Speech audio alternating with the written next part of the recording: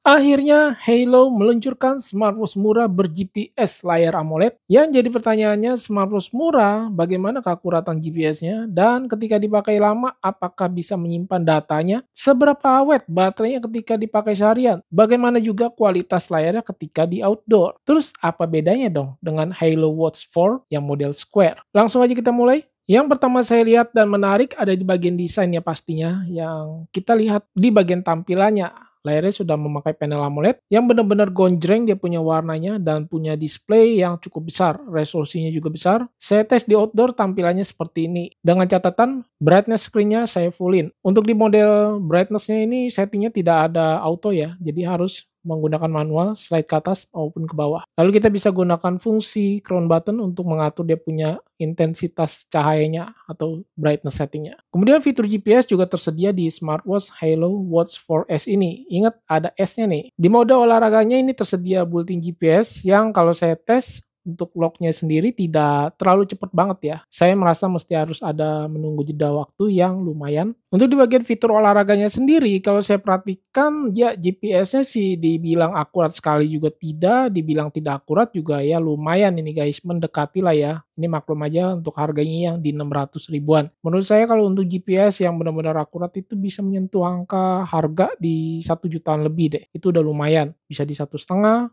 ataupun di bawah 1,5 juga ada sih. Bisa diperhatikan lintas GPS-nya ini lumayan tetapi masih ada keluar jalur ya. Kemudian juga untuk dia punya mode olahraga terbilang banyak.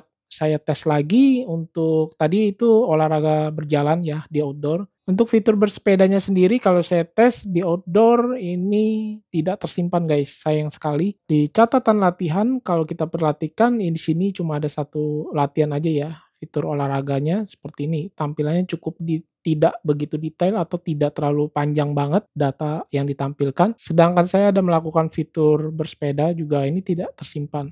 Sayang banget. Itu sekitar 1 jaman deh saya melakukan fitur olahraga bersepeda di outdoor ya. Untuk kapasitas baterai ini terbilang besar, 400 mAh. Yang tertulisnya bisa tahan sampai 18 hari atau hampir 2 minggu ya. Tetapi dalam pemakaian saya kurang lebih 1 harian, AOD-nya ini kadang aktif kadang tidak. GPS-nya juga saya pakai sesekali aja. Dalam 1 harian turunnya 30%. Menurut saya ini lumayan cukup berasa ya untuk penurunan kapasitas baterainya atau daya tahan baterainya sendiri 30% dalam sehari. Mungkin butuh update firmware ya dari Halo sendiri biar bisa lebih irit lagi daya tahan baterainya. Untuk sensor fitur kesehatan dia tersedia, oke dia bergerak berjalan dinamis tetapi ini agak membutuhkan waktu ya tidak cepat gitu. Kemudian dia juga bisa berjalan di background belakang. Fitur kesehatan lainnya seperti SpO2 juga sama nih, bisa berjalan di background belakang ya, seperti heart rate. Fitur menekankan ini adalah stress level, dia juga sama langsung memulai tanpa di-tap. Ketika muncul dia tidak berjalan dinamis dan berhenti seperti ini aja. Lalu fitur relaksasi dia juga tersedia. Untuk kewanitaan pelacakan siklus ini ada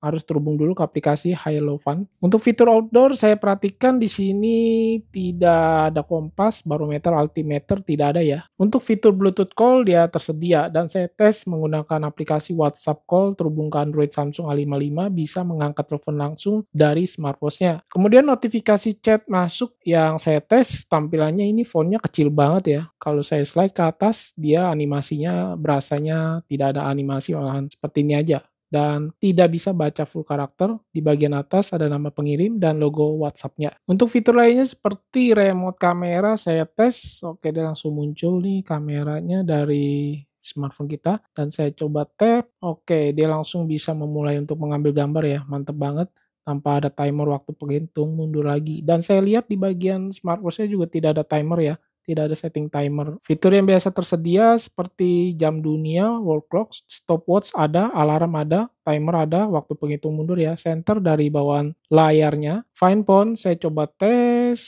Oke, dia bisa mengeluarkan suara seperti ini ya. Lalu fitur kalkulator ini yang perlu banget kepake ya, ini ada. Pengaturan tampilan screen time off, kita lihat di sini bisa sampai 30 detik aja, tidak bisa menyala terus atau menyala all day ya, menyala maksudnya tanpa batasan waktu itu tidak ada. Tampilan menu, kita lihat di sini banyak pilihannya ya, 2, 3, 4, 5, 6, 7, 8, ya ada 8 tampilan view UI atau tema yang bisa kita double klik dari bawaan crown button-nya ini. Tinggal double klik aja untuk mengubah tampilan tema. Ini menurut saya cukup oke. Dan getaran haptic feedback-nya ya biasa, standar aja ya. Always on display pastinya ada. Di sini kita bisa aktifkan, ada dua tampilan yaitu model analog dan juga digital. Dan dia tidak bisa mengikuti tampilan watch face yang kita pakai. Jadi bawaannya aja hanya ada dua always on display. Pembaruan Evo ini untuk GPS ya. Pembaruan mode GPS-nya ini kalau saya lihat ada di 2 hari lebih nih. Untuk di tombol crown button dia tidak bisa untuk mengganti watch face ya. Diputar gini dia tidak bisa. Jadi harus di tap dan tahan. Sini kalau saya tes menggunakan watch face yang full color seperti ini, terlihat dia punya bezel nih terlihat cukup tebal ya, tidak terlalu tipis banget. Dan watch face yang diberikan dari Halo sendiri menurut saya tidak terlalu banyak. Untuk watch face analog jarum jam detiknya ini menyapu. Keren. Kemudian untuk watch face dari aplikasi Halo Fun ini cukup banyak dan kita bisa custom pilihan watch face di sini ya. Untuk aplikasi pihak ketiga dia ada di setting konfigurasi. Di sini kita bisa lihat layanan pihak ketiga. Di sini kita bisa lihat juga untuk share ke Strava maupun Google Health. Menurut saya secara keseluruhan Halo Watch 4S ini cukup menarik di kelas smartwatch terjangkau di tahun 2025 ini ya. Harganya yang 600 ribuan, tampilannya stylish, desainnya keren, punya built-in GPS, layarnya AMOLED. Cuma yang mau jadi catatan ini smartwatch terbilang cukup besar ya. Di lengan saya yang kecil, saya coba ukur. Dia punya tebal keseluruhannya ada di 13 mm lebih, dengan diameternya 46 mm lebih, lak-tulaknya 53 mm lebih. Strapnya sendiri standar 22 mm, dengan bobot beratnya kalau saya timbang keseluruhan dengan strap ada di 61,5 gram. Ini lumayan berasa ya beratnya ini, bobotnya di atas 50 gram. Dan kira-kira apa bedanya dengan Halo Watch 4 yang model square? Pastinya di bagian layar lah ya. Kalau yang 4S dia model round screen, lalu harga juga berbeda, yang model square itu lebih murah. Sedangkan layarnya sendiri belum AMOLED kalau yang square. Halo Watch 4S ini ada di 615.000 ya saat video ini tayang, 600 ribuan lah. Sedangkan Halo Watch 4 ada di 395 saat video ini tayang.